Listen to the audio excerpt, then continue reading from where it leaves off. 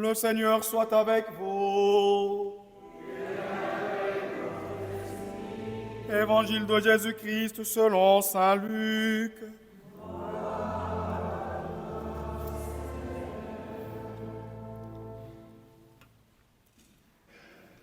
En ce temps-là, à l'adresse de certains qui étaient convaincus d'être justes et qui méprisaient les autres, Jésus dit la parabole que voici.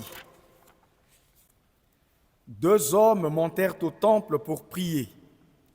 L'un était pharisien et l'autre publicain, c'est-à-dire collecteur d'impôts. Le pharisien se tenait debout et priait en lui-même.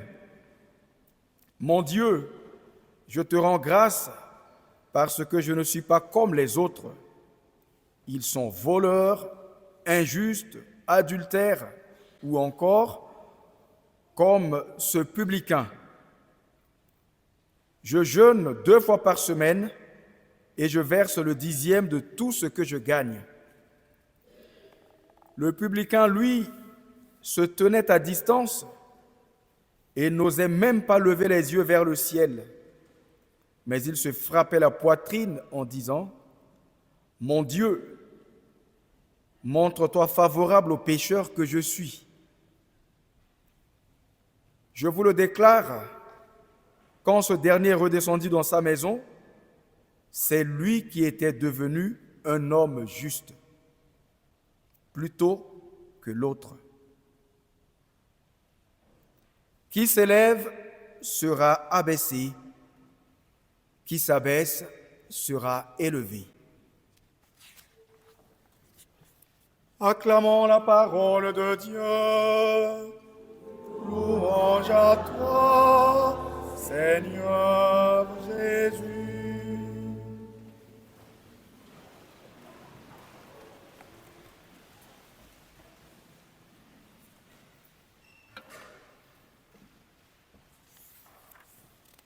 Qui s'élève sera abaissé, qui s'abaisse sera élevé. On a l'impression que cette sentence résonne plutôt comme quelque chose de figé, comme une condamnation, comme une malédiction qui ferait peur à certains esprits ambitieux qui souhaiteraient percer, comme on le dit, accéder à la marche la plus haute. Mais une chose est certaine, que Jésus l'ait dit ou pas, ça ne change rien. Quand on monte, on atteint un sommet, à un moment on descend. Qu'on le veuille ou pas, ça fonctionne comme cela. Jésus lui-même, Dieu fait homme, fils de Dieu, lui, l'égal de Dieu, puisqu'ils sont de même condition, lui et le Père. Il quitte son trône royal, donc le niveau absolu d'élévation, pour s'abaisser au plus bas des abîmes en nous rejoignant. Et ensuite, il est remonté. Mais quand on dit que Dieu est là-haut, que Dieu est au ciel, il ne s'agit pas de regarder là-haut. C'est une manière de dire que Dieu est plus fort, plus grand que nous. Le très grand, le plus grand, dans l'absolu, c'est lui. Le plus fort, c'est lui. Le plus riche, c'est lui. Le plus juste, c'est lui. Au point qu'on ne va même pas dire qu'il est fort, qu'il est juste, qu'il est grand. Il est la grandeur, il est la justice, il est la vérité, il est l'amour, il est la miséricorde. Et puisque tout cela découle de lui, eh bien, la façon la plus simple pour le dire, c'est de le fixer là-haut, c'est-à-dire en haut de tout ce qui existe, en haut de tout ce que notre esprit peut imaginer, peut penser, peut concevoir. Jésus, en tant que fils de Dieu, je ne parle pas que de l'homme de Nazareth, dans sa double nature, c'est-à-dire homme et Dieu, c'est Dieu descendu pour rejoindre l'homme, pour nous rejoindre dans notre humanité. Et l'humanité, marquée par la faiblesse, par le manquement, par la misère, soumise à la contingence, il a rejoint cette humanité tout en gardant cette force divine. Et le but, c'est d'entraîner l'humanité vers lui, c'est-à-dire de l'élever. Et là, quand on parle d'élévation dans ce contexte, ce n'est pas le mouvement que nous connaissons, physique, ce qui monte, au bout d'un moment, ça descend. Non. On tend de plus en plus vers Dieu qui est la perfection, qui est la vie, c'est l'éternité. Et quand on le rejoint, on reste avec lui. Et c'est le but.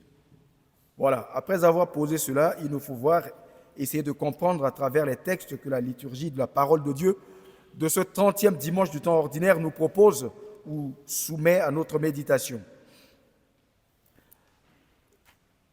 J'irai directement sur le texte de l'Évangile. Cette parabole que nous connaissons presque tous par cœur, ça a été raconté avec facilité, de sorte que nous puissions tous retenir les deux parties importantes et la conclusion que Jésus tire. Et nous allons essayer de voir, d'analyser le comportement des deux figures mises en avant, à savoir la figure du pharisien, la figure du publicain, et nous poserons-nous la question, comment nous situons-nous dans ces deux figures qui sont présentées? Qu'est-ce que nous avons à faire pour être avec Dieu, pour suivre le Christ dans ce mouvement d'élévation, pour ne pas rater le train, pour ainsi dire? Le pharisien est présenté dans cette parabole comme un homme qui se croit juste. Qui se croit juste. Et juste pourquoi? Parce qu'il observe la loi. Il est soumis au légalisme, mais à la lettre. Et ils suivent les autres à la trace pour évaluer qui est comme eux et qui n'est pas comme eux. Et ceux qui ne sont pas comme eux, ce sont des pauvres, des mécréants, des incapables, des injustes, ceux qui commettent toutes sortes de péchés, comme c'est énuméré dans la page d'Évangile. Une chose est certaine, bien faire ce que l'on a à faire et le faire parce qu'on doit le faire, c'est une qualité. C'est une qualité humaine, sociologiquement et socialement reconnue. Mais autre chose est de bien faire les choses parce qu'on aime les faire ou parce qu'on les fait pour faire du bien à d'autres. Là, on entre dans une dimension morale, dans une dimension spirituelle. Et c'est différent. Eh bien, les pharisiens, eux, ils restaient attachés à la loi. Faire ce que la loi demande et bien l'accomplir, c'était leur bonheur. Et le pharisien de l'Évangile, c'est ce qu'il fait en se comparant aux autres. Lui ne vole pas, il ne triche pas, il ne pille pas, ne commet pas d'adultère, respecte la loi de Dieu et il en est fier. Il y a de quoi être fier, ok. Mais le texte nous dit, il méprise les autres. Ça, c'est la caractéristique du pharisaïsme. Très fort dans l'observance de la loi, mais fort aussi dans les critiques acerbes à l'encontre de ceux qui n'observent pas la loi avec la même rigueur qu'eux. Et dans l'expression convaincu d'être juste, le juste dans l'Écriture, c'est Dieu. La justice, c'est Dieu. Donc, Luc est en train de nous dire que dans l'esprit du pharisien, il y a cet orgueil originel qui a provoqué la chute. Vouloir se mettre à la place de Dieu vouloir être comme Dieu, qu'il s'agisse de Lucifer, qu'il s'agisse du premier couple humain, c'est le même péché. L'orgueil qui consiste à se voir Dieu, à se voir comme Dieu, à se mettre à la place de Dieu. Et cet orgueil-là nous habite tous à un moment ou un autre de notre vie. Pourquoi il est chrétien, il ne vient plus à l'église? Pourquoi il prie différemment? Pourquoi il mange tel aliment? Pourquoi il n'observe pas le jeûne? Pourquoi il ne fait pas ce que l'Église enseigne? Pourquoi? On n'est pas Dieu. On n'est pas Dieu. Une chose est d'essayer de remettre son frère sur le droit chemin en le faisant avec beaucoup d'amour, en lui montrant que c'est pour son bien, en lui montrant qu'on l'aime. Mais autre chose est de rester différent et de critiquer négativement l'autre parce qu'il ne fait pas comme nous. Eh bien, on est un peu pharisien par moment, reconnaissons-le. Mais on est aussi publicain lorsque nous avouons nos péchés, lorsque nous attirons sur nous le regard miséricordieux de Dieu, lorsque nous prenons conscience que nous ne pouvons pas sortir du péché par nos propres forces, parce que c'est plus fort que nous. Et on dit, Seigneur, prends pitié de moi. Seigneur, sauve-moi. Seigneur, sans toi, je ne suis rien. Seigneur, donne-moi la vie, donne-moi la force. Seigneur, ouvre mes yeux que je vois.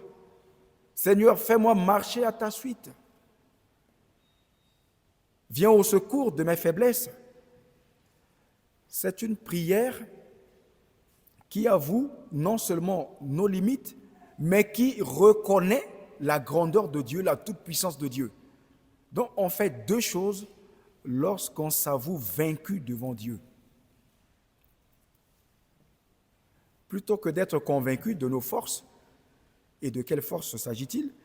Avouons-nous vaincus à cause de nos faiblesses, à cause de nos manques, à cause de la misère qui nous caractérise, et confions-nous dans la grandeur de Dieu. C'est là où l'enseignement de Jésus trouve tout son sens aujourd'hui. Celui qui a besoin de Dieu et qui crie vers lui, le Seigneur l'entend, le Seigneur lui répond. Quand un pauvre crie, le Seigneur entend. Le pauvre est celui qui montre clairement qu'il a besoin de Dieu. C'est celui qui sait accueillir la présence de Dieu. C'est celui qui sait faire de la place dans son cœur.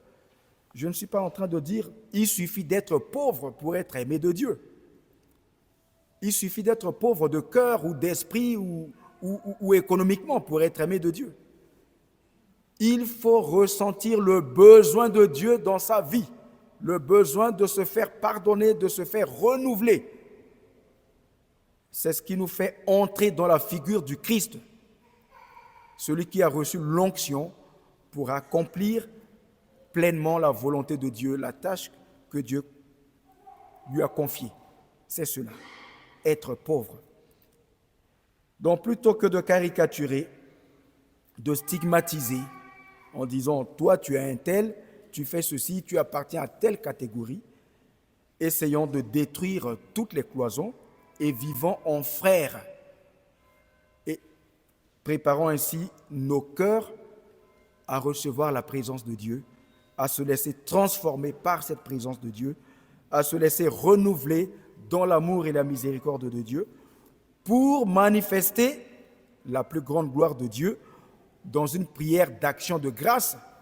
Action de grâce que le pharisien a su faire, mais sauf que sa prière était tournée sur lui-même.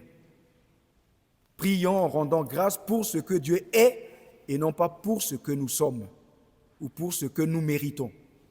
Prions les uns pour les autres, prions pour que toute l'humanité se laisse attirer par la justice divine, par l'amour de Dieu et se laisse toucher par la grâce du renouvellement. Amen.